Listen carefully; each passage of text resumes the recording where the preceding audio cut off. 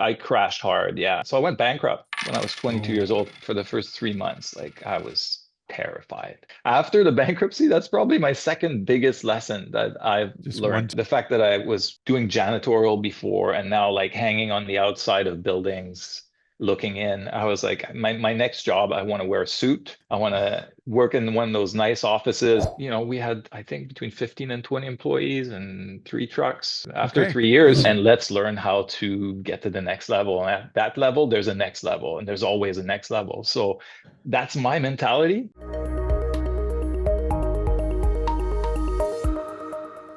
Hi, my name is Dominic Rubino. This is the Cabinet Maker Profit System podcast. I am excited to bring you an entrepreneur like you've never heard before. This guy has lived it all. He's seen it. He's got the craziest Instagram channel you've ever seen because he's got one of the coolest businesses you've ever heard of. Now, this is Sebastien Nault. Now, Sebastian's also one of the master business coaches on my team.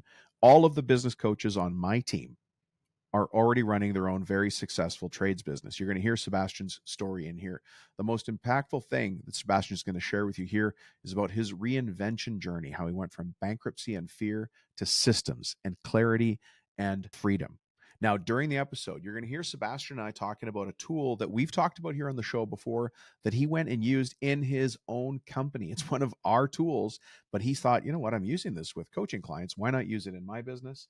And it is the blind spots assessment. If you haven't had a chance to take the blind spots assessment, get it from us. If you've already got the download it. It's already in your email inbox. And if you want it again, just let us know and we'll send it back to you.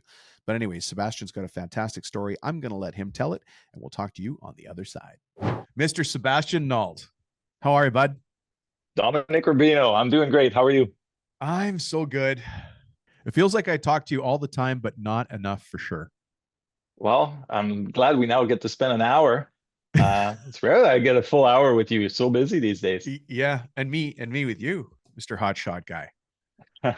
Hey, before we turn this into a big buddy fest, you and I have known each other professionally for how many years? Ooh, I think we met in 2015, 20. Yeah, I was Yeah, going to say yeah. about 9 Hmm. or 10 years for sure. Yeah, Both of yeah. us entrepreneurs, Hmm. both of us in the trade space. Yep. Now, before anybody else gets to meet, well, so that everybody else gets to meet you, let me ask you the big opening question. You ready for it? All right. Mr. Sebastien Nault, who the heck are you? And how is it you come to be speaking to all these forward-facing contractors all over the world? Ooh, big question. Yeah, you like that? That's a good one. Yeah. So I own Black Tide Property Services. We are a company that specializes in exterior building maintenance, mostly in the rope access field. So Spider-Man on ropes, washing windows, power Yeah. washing, doing dryer vent cleaning. We do anchor inspections, Do you do the everything that anchor really. inspections before you hang off the building, or Yes, yes, yeah? that's So it's a mandatory. Yes. formal thing. It's not just Uh-huh. clip in and go. Yeah, Yeah. no, it's heavily regulated. We have around 90 employees in peak season. 90. Mostly certified rope access technician and also a ground crew. So anything that's like 4 or 5 stories and below, we have a ground crew for that. But what we really specialize in is the rope access world. And I started the business from scratch in 2011. My Oh, wife and I started this business out of a little 2-bedroom apartment, but yeah, and we had the mandate to become the biggest and most recognized company in our market, and we've achieved that goal over the past 14 years now. So, yeah. Good for you. yeah, it's going well, but it's been a journey, Dom. It's been a Yeah. journey, Well, entrepreneur. I mean, you didn't start with 90 employees, right? I mean, you like you said, you started it from a little apartment. Mhm. How did you get started? And who in their right mind, no offense, wants to dangle off a building squeegeeing high-rise towers? I know it's crazy, isn't it? Yeah. Um, Nowadays, certified, highly qualified people are passionate about gear and knots and mostly climbers, Yeah, they're climbers, yeah. young guys and girls. But back when I started, it was very different. It was cowboy world. So if I take you way back, like I bought my first squeegee when I was like 14 years old. Um, Wow. Family friend owned a little mom and pop window cleaning business, but he made the best living that I could see out of all the people I knew. Really? And like him and his wife traveled the world. They had a good time. They were happy people. And I'm like, hey, can you teach me to do that? And he did. And then he said, listen, like take a little pad and go charge these people in the mall like $1 per window to wash their windows. And you'll see that that's cheap. So they'll say yes, you'll see. Try it. Right. So that was my first business when I was 14. My mom would drive me to the mall.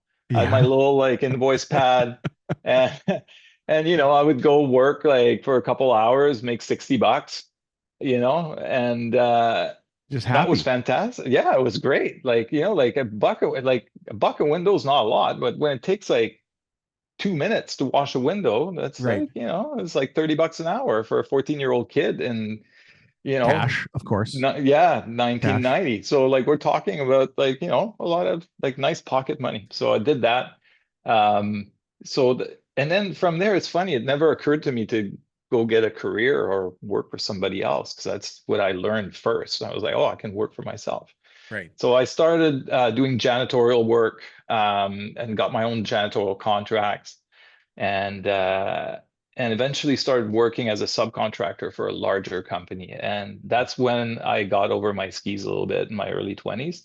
Uh, I was very ambitious. That was recognized. I was given a lot of responsibilities. I was supervising the cleaning of 11 large surface grocery stores, Oh, with equipment and night shifts, and I had about 30 guys working for me. But I was a subcontractor, and I was getting checks like every month, large amounts. And I was like, okay, well, if I take just a little bit of that to live, oh, I'm doing great. right. And I was overworked and just doing all this stuff in a cycle that, within 18 months, like, well, no, not really, less than that. Like 18 months was when it ended. After 12 months, Oh, when all the tax bills came due and stuff, and I took my pile of stuff to a bookkeeper, and they told me I owed about, $75,000 in taxes that I had not saved, realized I was running a business that was absolutely unprofitable, and I working all day crashed. long, Hmm. sacrificing your life, but not Yeah. making enough money to even cover tax. No, I crashed hard. Yeah. So I went bankrupt when I was 22 years Oh, old. Yeah. sorry.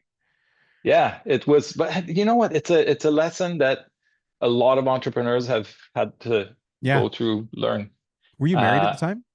I was, At yeah, got 22? Yeah. married Okay. very young. Yeah, Yeah. so never been that stressed in my entire life. It was just I had insomnia. I was just Man. not healthy. It was a bit of a nightmare. And but you know what? I got that lesson so young. Like it's a blessing, Look at honestly. you now. 90 Um, employees. How many trucks do you have on the road? we have like I lost count. I think it's 17. I'm sorry. We have a couple of branches, different divisions. So yeah. Oh, Um, that's great. yeah. So to go back to your question about like who dangles off buildings, well, that was me at 22. A friend of mine had moved to a Mm, different city and said like, "Hey, I'm doing this," and it tied back to window washing, which I knew how to do. sure. And he was making decent money. He was just also a subcontractor, self-employed. Said, why don't you come do this with me? Like, I'll teach you how to do it. It's not rocket science. And 22-year-old me, I look back like, how stupid are you? I I knew I was afraid of heights. I'm afraid of heights. Well, not anymore, but I was afraid of heights. But in my mind, I was like, nah, I could probably do it. Well, plus when your So back's up against the wall and you have to reinvent yourself, you're yeah. married, you've got that two-bedroom apartment, which I imagine you were renting, and Hmm. you got to make scratch to get back in the game. And Yeah. you're a very driven guy. Yeah. Nothing Yeah. stops you. Yeah, so I just went for it, like we moved everything, this new city, new place, and first day on the job, I realized I'm actually terrified of this. And it's like, and that's probably after the bankruptcy, that's probably my second biggest lesson that I've Just one learned. two punch right after another. It's like conquering fear, and what's on the other side of that is Mm. is powerful. Because I gotta say, like for the first 3 months, like I was terrified, terrified. I've joked with you so many times. I would work for you. I would be the guy dangling off the building, running the squeegee on the high rise, but I would only work for you till the first coffee break and then I quit. Yeah, yeah. I just It's want to overcome the fear. And I've done it once. yeah. I did it for a Uh-huh. charity. I went over the edge Yeah. of a building, all, Mm-hmm. rappelled down. Yeah. And even as I was going over the edge, I thought, this is, I don't get to use the word lunacy in a sentence very much. It was Mm-hmm. lunacy. Yeah. Yeah. Yeah. And it was a nice day. It wasn't like it was raining or Uh, snowing on me or blazing yeah. hot. I'm like, oh, what am I doing? So yeah, I've had my moments, but it paid well, and it's not like I had a degree to fall back on or something that could pay me as much or enough. Like that, Right. the job market at the time for my skill set was, inexistent. So I just kept at it. And at the same time, after my bankruptcy, I had really like the sort of state of mind that I was not good at running a business. So I had to Mm. find something else to do because obviously I was bad at it because I'd gone bankrupt. So obviously I was bad at business. So And that was my sorry, state of that's mind. that's some heavy things to keep in your mind, to say you're bad at business and then still keep trying to make money as a Yeah. subcontractor. Well, I mean, it was just me, right? So I considered this sort of like owning my job.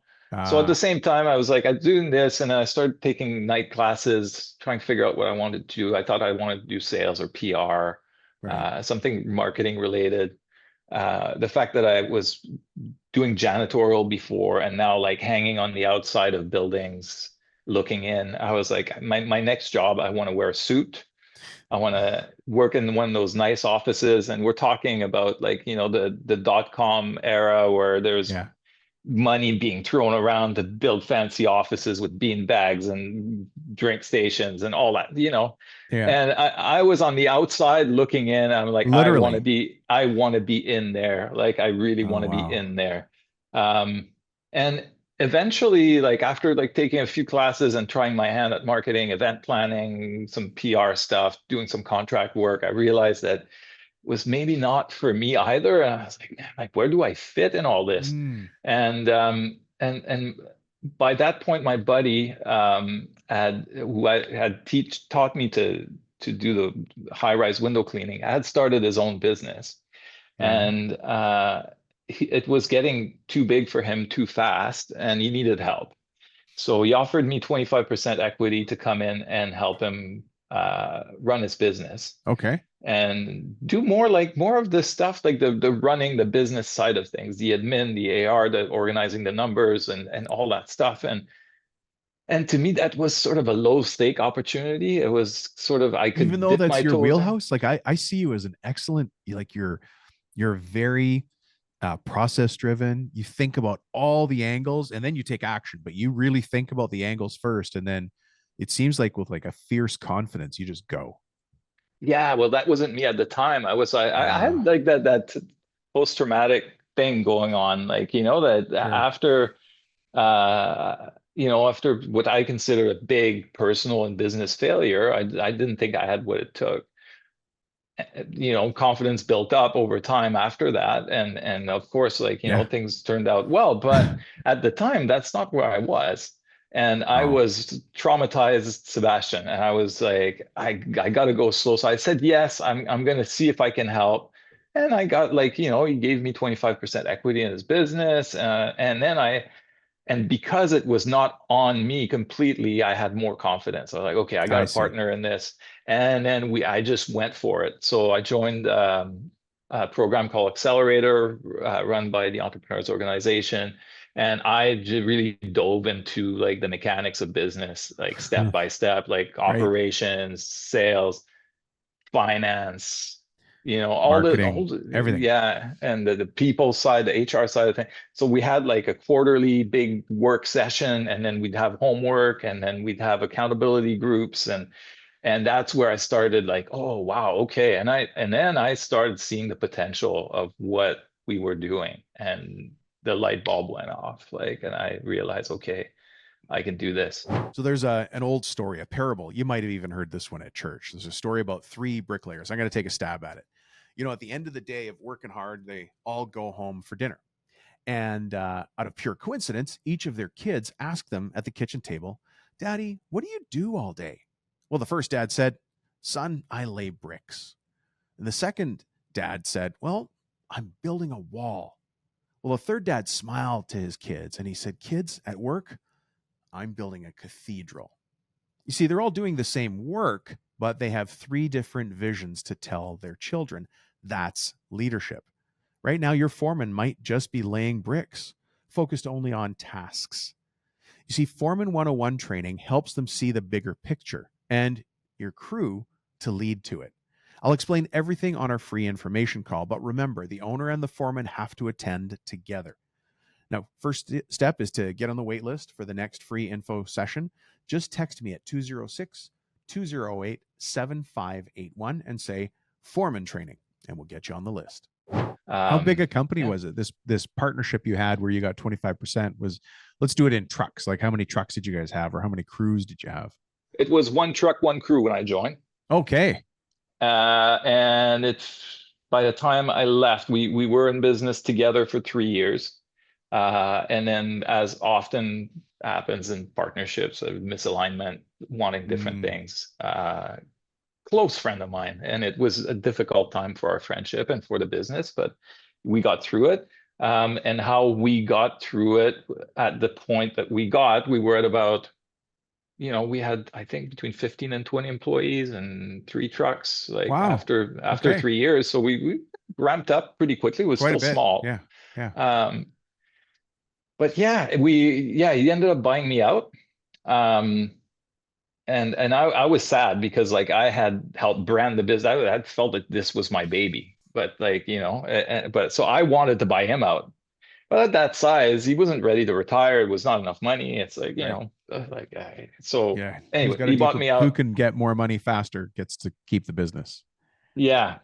So, and I'm proud to say that, it did affect our friendship, but we're still in very good terms, and we just went separate ways, and it was for the better. I mean, he still runs his business, and he kept it small, like very small, and he's a hands-on, fantastic guy, but did not have the same vision. For me, I was like, hey, sky's the limit, let's go. And let's learn how to get to the next level. And at that level, there's a next level, and there's always a next level. So that's my mentality.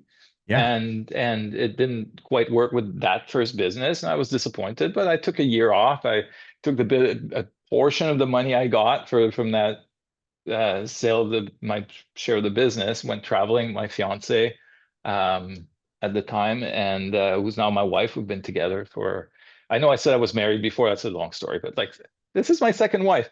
I did things really young, and then I do things properly the second time, Dom. So that's why. So my fiance at the time, we've been with for 22 years now, married. Yeah. She wanted to go on a 1-year trip. We went on this trip together through Asia, traveled, met a bunch of really interesting people that just lived on a beach for like 3 months a year. I'm like, how do you do that? Like, that's crazy. And then when we came back, we were like, oh, we got to incorporate that in our lifestyle. So we decided to start a business, like doing the same thing. I had blessing from my old partner. I said, I'm going to take a year off. I'm going to start a new business, same market, but like, you know what? The market's big enough. I don't need to touch our old customers. That's fine. So I started off, and my wife helped me, and we decided to start this together. And and that's how things got kicked off. That's the Sebastien I know. I think that's kind of that general range is where we met like 4 years after that. After we started the business. We have a very similar background, because I did, you call it Accelerator. When I did it, it was called ACE, the Association of Collegiate Entrepreneurs. It's because I'm older than you. Much older. But I had to learn the basics of business, and it was so nice to have it finally laid out in front of me instead of, have you ever had that feeling you're just making it up every day? It's so hard. Yeah. It's so hard to not have a framework. Yeah. It's like a model to believe in. Yeah. And it's interesting because like in the beginning, it works because you just work, you own a job. It's just hustle. Yeah. And maybe you get to 4 or 5 guys and you keep the hustle going, because I call it like arm wrestling things. Like if it's small enough, you can arm wrestle it. It's like, I have a problem, I'm just going to go fix it. It's fine. Right. But if you're ambitious and you keep doing that, like once you're like triple the size, like you face stuff that you can't arm wrestle anymore. Like you No. just can't, unless you're Elon Musk and you can arm wrestle Twitter and Just take it. Tesla. But Yeah. like I'm that's mad at like, Twitter, so I'm yeah, buying it and Disney's yeah, next, right? yeah. Yeah. You know what I have come to realize is I hate dealing with the same problem twice. Hmm. So about halfway through dealing with a problem, I'm like, I need a system. And I'll start to put a system together, just, or an SOP or whatever flowchart, Hmm. so we don't have to deal with this again. Yeah. Because I can see, I can smell the wheels digging into the sand. And I'm like, nope, Hmm. we're not doing that. Yeah. We're not Yeah. doing this Yeah. again. And I've seen that in you as well. You've continued to grow. And I mean, I'm going to pat you on the back here. You're one of the coaches on the team. And I've been watching you for years. And one of the things you've done now is you've gone on and really worked on your coaching skills by bringing it in Hmm. house and learning at EO as well. Yeah. Yeah. It's interesting. Like I joined EO in 2015, and that's when we met.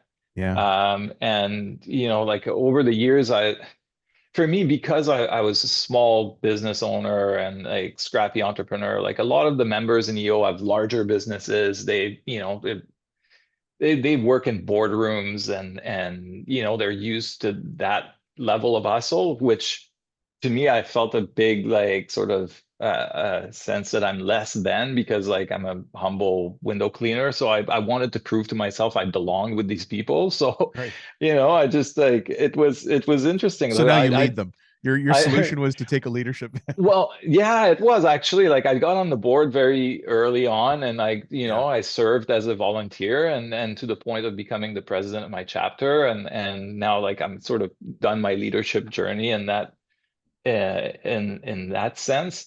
And to go back to my story of outside looking in, that's the story I told. And I teared up like on the last day of my presidency. We had a big board meeting. It's like a 15-person board, and and I said, guys, like 15 years ago, I would have been the guy dangling outside when I was looking in. I wanted to be leading at a table in a big boardroom like this, and this is my dream come true. So thank you Oh, for that's so allowing it. cool. And it was great.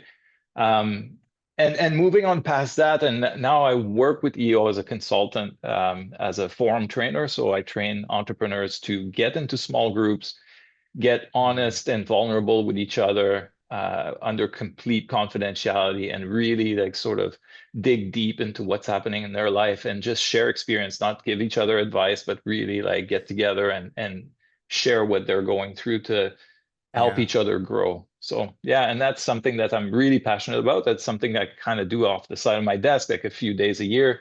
Um, but as I keep getting certified in different modalities within EO, I get a little bit busier, and I get to share that with other entrepreneurs. And And yeah. And now yeah, you're on it's the team here doing the same thing. yeah, and that's so rewarding, Dom. Like Yeah. it's the most fun I think I can have. I mean, I love leading my team, and I enjoy what I do on the day to day, but to be able to share experiences with other entrepreneurs and to help just pinpoint the little areas of need or stuff that I've made so many mistakes, it's not even funny, and to be able to Yeah. to see like, oh, I remember when I was I could there, like this continue. is I how. continue to do that. Yeah. Yeah, this Yeah. is the Have I not tool. learned Like, this yet? yeah. There's something that we haven't talked about as we've learned about you here, and it's you're very eloquent, like you're good at telling your story, but there's these chunks of time you take off while you're running this 90-person company with Mhm. an unknown number of trucks because you can't remember, when you just go off to Southeast Asia and you still run the business while Mhm. you're away. Tell me about that, because that is really, people talk about it, but you Mhm. actually do it. Yeah, I think for me, like once I realized, and I met a bunch of people when I was out there that like just do that. I'm like, how the heck? Like, how is that possible? Yeah. I and I didn't think it was. And over time, when I finally, like, one thing I did is I embraced the cycle of my business. It's a seasonal business. It's less busy in the winter, so it's easier to take time off. At the same time, I had to learn to trust systems and put something in place that would Right. give me a framework where everybody knew what they were accountable for. And I could be on a beach somewhere and get like a piece of paper once a week that told me how my business was doing and where I needed to pay attention. And once It's I like you got to stepped that right out of the point. storybook. You know, there's so many people listening to this. They've heard me say this. You need one Mhm. document, one thing. So you can Yep. look at that piece of paper and know exactly how the company's doing when you're on a cruise to Alaska or you're hanging out in Barbados, Yep. wherever you want to go. Mhm. And just know how the company's doing. And if you had to make a phone call back, you'd make one phone call to one person and say, tell me about Mhm. that number. And then just get Yeah. back to drinking out of a coconut. Yeah. Yeah. I mean, it's a little harder than that, but because it's sometimes the number that you see like creates a big spike in heart rate, and you want to do something about it, but and sometimes you need to. But at the end of the day, in my world, like I want things to be able to run whether I'm there or not. So when Yeah. I'm there, I'm focused on growth, I'm focused on strategy, and I'm focused on people and what are the next steps. Right. If I'm not there, the business should continue humming. It should grow at a steady rate. It should not need me. So, and that was the goal. And to go back to how I got there, um, again, like in Accelerator, we had this tool that was given to us was called the Rockefeller Habits. Was this book by Vern Harnish? And I'm sure Love it. you've Oh, I read love it, that right? book. It's Yeah. like Yeah. um, and it got upgraded to scaling up eventually. And I read it, and as a small business, it was like Over gibberish to me. it was over my head. You know, I had to Yeah. read that book 3 times to get Hmm. it. And the second 2 times I read it, I went to the gym, which was my local pool. And, they had the gym upstairs with a treadmill. I just Hmm. got on the treadmill and said, I need to do something active while I'm reading this book because I wasn't getting it. And I Yeah. read it twice while I was on the treadmill. Hmm. That book looked like I had just torn it apart. But the first time I read it, I was like, oh, Yeah. I might be too dumb for this. And then I had to read it again and again to get it. Yeah. Yeah. And to their credit, like with the sort of like program we're following, they were giving us little chunks of it, but like it was not like I couldn't make sense of like, okay, this is an operating system for my business and I'm gonna deploy it. It was Right. way too complex. So I kind of gave up on it, and I tried to figure out my own systems, and things were just, and those are the days where we met. And I don't know if you remember, like every time we had a meeting, my hair was on fire. I'm like, I don't know how to hire people. I don't know this. And you would just, and at the time it was so intimidating because like you were a coach, and in my mind, you were like up here, you knew everything. And you would just ask me simple questions, and I'd be like, "Oh yeah, yeah, you're right. I haven't done that, but that's not my problem. I no, Dom, I don't have core values for my company, but who cares? I can't hire window cleaners right now. What does that have to do with each other, Yeah. right?" Yeah. And finally, I went to this workshop where somebody was talking about EOS and just like the book Traction. Like, oh, what Yeah. is this? Maybe that's something that could be interesting. And then, man, like it was not a light bulb, it was fireworks went off in my Yeah. head because I'm like, oh, okay, that is something simple enough that I can action myself right now. Right. And yeah, so that was late 2015, went on the annual winter getaway, came back in the spring 2016. Fired up. And we're a much smaller team at the time. We had maybe like 15, 20 employees. And then we started doing our first strategic session of strategic planning, of coming up with our company values, coming up Right. with and we came up like one of the exercises, our 10-year goal. And we put a number so ridiculous on the board that we were laughing. We're like, we don't know if there's any company in town that does this volume of work in Right. what we do. And if we do that, then we'll have made it, and it will be like just Oh, incredibly successful, blah, blah, blah. And you're encouraged to put a stretch goal, something that you feel is like maybe impossible. We're coming up on it at the end of March 2026, and we're gonna reach it or be really, really close woo, of some. Yeah. I And love it. and yeah, and that's to me, that's like the power of the system. It's incredible because like we put something that we considered at the time, we talked Ridiculous. about it Like this stretch morning, right? goal Yeah. beyond anything, right? Yeah, yeah. And it's happening. So it works when you follow the steps and you just put a plan in place and you follow a system step by Right. step. You're going to have ups and downs. It's going to be hard, but at least you know where you're going and you keep tracking in the same direction. Yeah. It's the same. It's the same for the people listening to this. You know, there's a blueprint, there's Hmm. plans, there's drawings, right? It seems impossible. How are we ever going to build this? We break it down in one step at a time, one elevation at a time, maybe, and just look at it in little Hmm. bits. And eventually that job is done. And we have the same thing for strategic planning. Hmm. Hey, if you guys know me, you know I love Sun Tzu and the book he wrote called The Art of War. Now, you also know that my old business partner is Brian Tracy, and he's a famous business author and strategist. Brian Tracy once said, leaders think and talk about solutions, followers think and talk about problems. Well, let me ask you, which one is your foreman doing today? And then we've got Sun Tzu, the great military general, and he said, in the midst of chaos, there's also opportunity.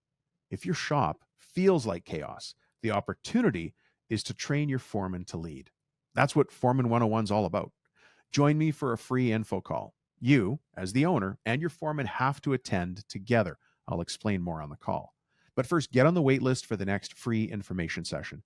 Just text me at 206 208 7581 and say foreman training in your text message, and then we'll put you on the list. You know, there Yeah. was a tool that I encouraged you to use at one point, is the blind spots. I think Yeah. people here have heard me Hmm. talk about the blind spots Yeah. tool. And if anybody hasn't, you know, get in touch with me and we'll send it off. But what was your thought? Do you remember that assessment, the Yeah. blind spots tool? Absolutely. Yeah. Yeah. What do you think? I think it's great. I think it's something that every business owner should look at every year, at least once a year, Yeah. because nobody's ever 100%. Like you'll get to, like maybe you're a 5, like in certain areas, but the year after you've dropped to a 3 because like you've sort of lost your Things have focus in that changed. particular Yeah. area. But as a starting point, it's fantastic because one, it allows you to pat yourself on the back on the stuff you're doing well already. That's a good Um, point. Yeah. Because there are things we're all doing well. yeah, And it's nice to see that on the scorecard as well. yeah. Yeah. But at the same time, you can see pretty quickly like where the issues are. And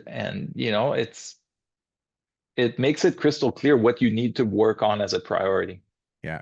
Can I just describe the form to people? I mean, I'm describing a piece Mhm. of paper, but let me take a shot at it. Mhm. It's 20 questions. Then they're pretty simple questions, aren't they? Yeah, Yeah, yeah, they're absolutely. dead It takes simple like questions. literally like 10 minutes Yeah, to fill do it out. at your Yeah. desk. Mhm. Or if you've got a partner, you know, everybody, both of you get a copy, then you both do it and then change, you Mhm. know, then swap and see what the other guy answered. But it's 20 questions that you answer about your own company. And who knows your company better than you? On each one of them, you score yourself between a 1 or a 5. And then you just look at the scores. And you know what I like about it when I do it on my business, and what I've also heard from other people is that they've told me, oh, now I know what to focus on. Whereas Mhm. Yeah. before, everything seemed urgent, everything was on fire, Mhm. Yeah. everything wasn't working. Well, that's not the case. You're actually running a pretty Mhm. good company. Yeah. So you know what to ignore or leave till later, and you know what has to be dealt with today. Mhm. Yeah. Absolutely. So Yeah. yeah, taking that assessment and figuring out, okay, like these are the things that we need to work on, and just follow a format, like and just start. There are things that are easy to do, like that doesn't require that much effort. Like just getting into a meeting rhythm. Like every Yeah. week, we're going to meet for the same amount of time with the same people. We're going to follow the same agenda. We're going to work on issues together. Just doing that one thing where people know, then they're not calling you every day, like saying, like, hey, what about this? Hey, what about this? No, put it on the list of issues that we're going to talk about at our meeting. We have an Yeah. hour and a half to discuss that. And most of that hour and a half is going to be spent on that. So what? Look And at that. In one example, you talked about getting back in control of your time, mhm, leading your team, creating a culture where we're forward looking, not always reactive, right? And mhm, running this like a real business. Just, yeah, and you just gave yeah. one example out of that whole sheet. Yeah. And here's the thing, like, so if you go back to freedom and wanting to be on an island somewhere and not be in your business 24/7, now with technology, you can get on Zoom for an hour and a half with your team and still be away, and they can still have access to you. You can still bat around issues and make sure everybody stays accountable, right? So, Yeah. yeah, How do you know I'm not calling you from Jamaica right now? yeah, exactly. I can hear the music in the background. Show up with a coconut drink in my hand. Yeah. Yeah. if there you've gone through a lot of different reinventions in your business, Sebastian. When you look, and it's hard to say which one, so I'm going to say, give me a couple of things you wish you'd realized earlier in the Mm. reinvention. Um,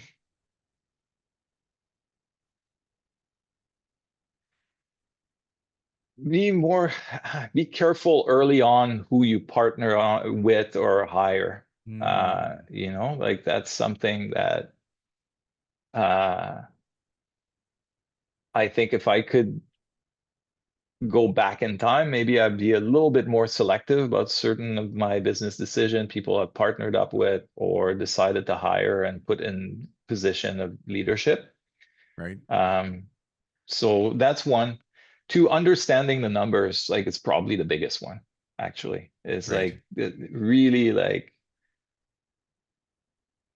it's not rocket science, but it's so important, like understanding the key numbers in your business. And let me ask for a second. Are you talking about balance sheet, income statement, or are you talking about other numbers as well?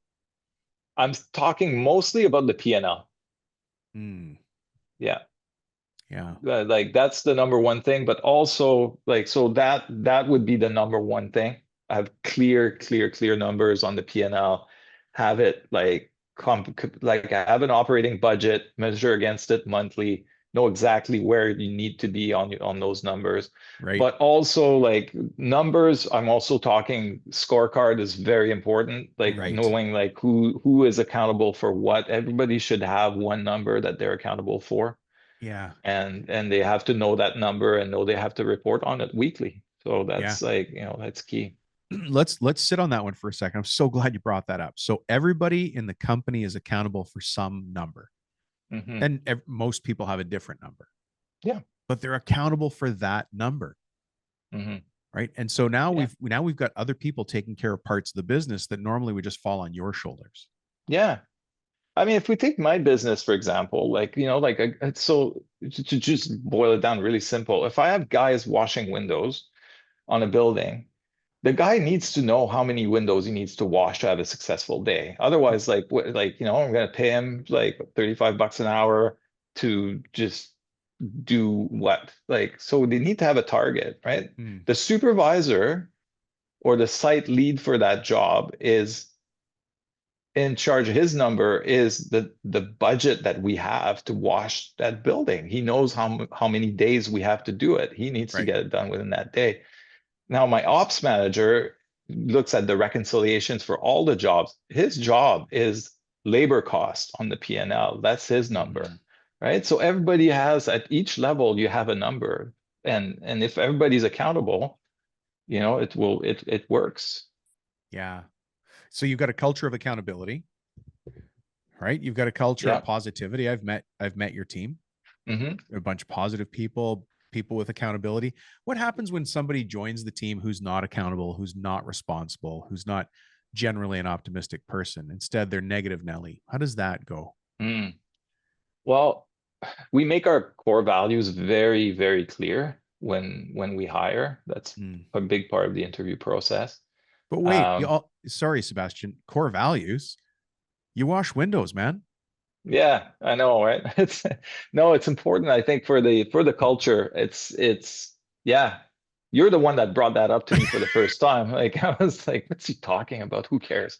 I had to get you back on that. But Yeah. isn't it funny that that becomes so important?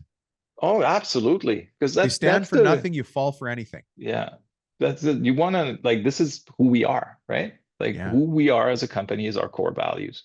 And this is how we hire, and this is how we fire, and this is how we give, um praise and also discipline, right? So it's like, okay, listen, like you did half the work you were supposed to do today. With our second core value on the list is accountability. You're accountable for this, like, and Right. what does accountability means? Being accountable like 360. I'm accountable. I pay you on time. I give you the tools, the training, everything that you need to do your job properly. Mm. Your accountability is to do good quality work and to do a certain amount of productivity every day. So it's like if it doesn't work, then we refer back to that, right? Wow. You said that like you've said that a million times. Unfortunately, You yeah. have. Yeah. The other thing is you're called Black Tie Property Services, not Hmm. untucked t-shirt, belt Hmm. around my waist, underwear showing slobs property Yeah, services, right? yeah. There's something Hmm. that your name means something. And I know the market Yeah. you're in, your Hmm. name means something there. Yeah. Yeah.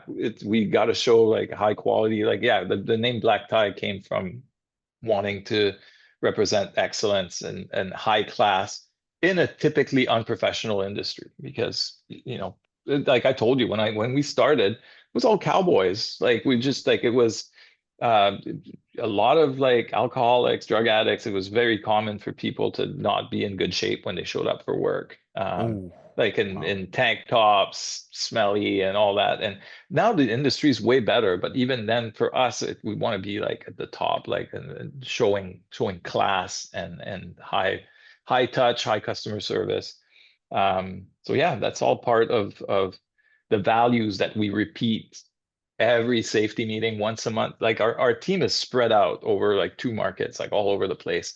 Sure. Guys go straight to the job site, a truck meets them there with the equipment. So we're not all together all the time. So once a month, we get the entire team together. We have a safety meeting where it's something that we just like remind people about safety protocols, talk about near misses, incidents that we've had. Ooh, But that's yeah. also my opportunity to talk about our core values and recognize our employee of the month based on core values. We have like a peer-to-peer reward system that we use where they have to mention the core value that was exhibited by the team member they want to reward. So we Nice. constantly bring it back, right? So it goes back to core values all the time. Yeah. Let me ask you kind of a weird question. Let's say that I was the owner of Black Tie Mhm. and you bought it from me today. Without getting into specifics, but just give me the major buckets. What are the first three things that you would change after buying it from me? So the company is I as I it, I'm the owner of Black Tie and you just bought it yeah, from me. So you come in okay. and you know, hey, I'm buying this from Dom. I'm going to change this, this, and that. What are those three buckets of categories of changes that you'd look at? Well, first, I mean, if it's the same company I have now, I don't need to change anything because it's going great. But depends how Wow. Dom Good. ran I it. asked the wrong question. Yeah. It depends how Dom ran it. But like, if I had to change anything, I mean, Look, always look at do you have the right people in the right seat? Are you 100% clear on how the company operates and where are the gaps? Like, is yeah. there anything that and I'm not sure if I'm getting to the answer No, I that think you're you're doing looking a great for. job. You're doing an excellent job. You're talking about the core issues that any company would need to do at that point in Hmm. time. That transition's important because when a Yeah. new owner comes in, they're going to say these are the most important things. And what you're saying about your business is, look, I have to have the right people in the right seats. I have to have the right Hmm. numbers. Yeah. Yeah. That's going to So tell me everything. definitely, yeah. So yeah, I would definitely look at the numbers, look at who's accountable for what, like look at how the org chart or the accountability flows in the business. Is it efficient? Do you have the right people in the right spots? And also like how can we are people maxed out sometimes like that? And that's something that happened in my business. Like you have some great people, but sometimes you have bottlenecks. You have somebody that's highly qualified, but too much stuff flows to them, and then they become Mm, the bottleneck. And there's other qualified people below them that have nowhere to go because that bottleneck's above them. Um, so yeah, people is something that it's important to dissect, I think, on a constant basis as well. good. Well, let's stay on the people topic, but go up to the Mhm. owners of businesses because without getting into specific numbers, how many hundreds of owners have you now facilitated through EOS? How many business owners? Oh, like I I don't know. I probably like 300-400. Yeah. What are the consistencies that you see with those owners who are on a growth path but want to get to the next level? What's the main themes you see coming up with them? Ah, the main themes are quite often it's to do with people. Mm, Um, Entrepreneurs, we are a special breed. So That's a polite way of saying it. special. You mean Yeah. crazy? Yeah, we're a little crazy. We all have ADD. We like to chase the new thing all the time. Mm, Um, Crazy ideas, hard to stay in the one spot. So yeah, the I think one of the common theme is that is just like, the inability to just like stay focused. It's just like the focus goes everywhere. It's really hard yeah. to, yeah, Yeah, it's constantly interesting. questioning purpose, that's something. Well, what do you mean by constantly questioning purpose? Like is when things get hard, tendency to want to move on to something else. And maybe I'm like that too. It's like when something gets a little repetitive or it's not moving as fast as I wanted to go, just want to maybe ditch it and go to something else. Go do, go do Find what I'm good something that at. has a deeper purpose for me. Like, oh, this does not satisfy me anymore. Why does it not satisfy me? I don't know, maybe there's something there that I need to explore instead of jumping to something, that Yeah. that kind of question. Yeah. So across hundreds of other business owners, entrepreneurs, Hmm. people, focus, and purpose. I like Yeah. it. I like it. And Hmm. we say that all the time, and the people thing is hard because we're trying to get people, other people that we've hired to have the same vision and build or make or fix or repair what we know how to do really well. And Hmm. then the focus is the same thing. Like there's so Yeah. many different fires burning in a business. How do you know which one to start? Which goes back Yeah. to the blind spots. Hmm. You have to have a tool that disassociate the right word? Like the reason I like doing those is because I get forced to do a little test, Hmm. and the test makes me focus on the right thing. There's the word Yeah. focus. And then I Yeah. look at it and go, oh, okay, now I get it. Yeah. Yeah, for sure. And I think, like entrepreneurs, we're such self-starters. Like,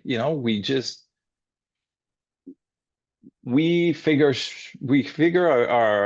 our stuff out like by ourselves. Like we're just very motivated to, Yeah, like there's pride there, right? Like we're proud. We're self-starter. Um, so we are sometimes reluctant to ask for help. And that's right. something that it took me a long time to, realize that being humble actually pays dividends like amazingly, because I realized fairly young that I needed a psychologist. So I still see my psychologist at least 3 or 4 times a year. Like, and I say Mm, that because that's something that helps me. mm, And I have a personal trainer.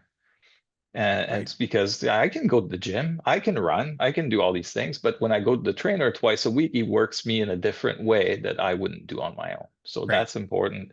I have a business coach. And to me, that's really important relationship because, like, even though I do this for other people, I Even though also you are need a this. business coach, you have a business coach. I need that for myself because he I shines a agree. light on stuff that somebody else needs to shine the light sometimes. And I think Yeah, that's really important.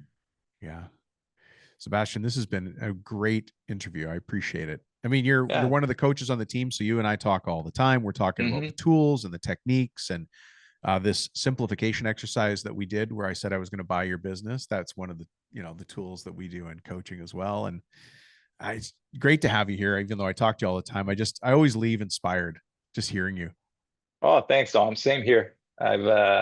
It's been super fun to be working with you after meeting you and looking up to you as a coach for this many years. To be able to do this alongside you and your team is really exciting. Yeah, thanks, man. Hey, listen, let's say goodbye to everybody. Folks, Sebastian's a coach on our team. If you ever decide to work with us, you may get a chance to work with him if he's not busy with others. But today we were talking about the blind spots assessment. Anybody can take that. Just send us a text. The cell phone number is 315-903-7853. And you can just grab a coffee, print this thing off, grab a coffee, do it yourself, and enjoy your day and realize you've just prioritized everything you need to know about running your business better. Any final thoughts there, Sebastian? No, that's it, Dom. That was great. Thank you very much. Thank you. We'll have you back again. Thanks, man. All right. Thank you. Bye-bye. Well, Mr. Sebastien Nault, thank you very much for sharing your insights here with us. So great to hear your story. I mean, how you went from bankruptcy as a young guy, and then you reinvented yourself completely and figured it out, and you still continue to figure it out. One of the things that I enjoy most about having you on the coaching team is you approach everything like with curiosity, right? And that's one of the reasons you're a great business coach is you're curious about things. You don't think you have it all figured out. You approach things with questions as opposed to pre-prepared answers. And I think that's the sign of wisdom for anyone. And of course, pretty cool that you could spend a couple months a year managing your business from Southeast Asia. I think we could all learn a lot from you in that. Who doesn't have that as a goal? A couple of really cool things you shared. One of them was in the beginning, you can arm wrestle problems, but once you triple in size, you face stuff you can't arm wrestle anymore. Boom. How many of us are going to think about that quote again and again? And you know what I really appreciate is the fact that, as I said, you're always open to learning in your business. I mean, you went and you redid the blind spots assessment, even though you've already got 90 staff and you're running things remotely when you need to. That blind spots assessment really helps all of us to just take a step back and look at the business through a real critical lens. Interestingly, you went back to core values. And it's always good when somebody like you talks about core values because I talk about it all the time. And I worry that it comes across as, frou-frou. It's all just, pink colored poodles and stuff, but it's not. Core values aren't just words. This is what you said. We hire, we fire, we praise, and we discipline by them. They are who we are. Boom. Words of deep wisdom. Folks, if you have blind spots in your business, maybe one of them is around the values that you hold as a business. Maybe you're not clear on them. Anyway, listen, you'll figure all those things out. There's only 20 questions in the blind spots assessment. Download it from me if you want and find out what your own answer is. The cell phone number to get me at for that is 206-208-7581 and ask for it there. In the meantime, thank you so much for joining me. Sebastien, thank you for joining me. I hope you got a ton of value, folks. And this episode is just an excuse until the day that you and I are huddled in a duck blind, waiting for dawn to break so we can knock over some greenhead drakes. All right, folks, have a great day. Look forward to meeting you soon. Talk to you in the next episode.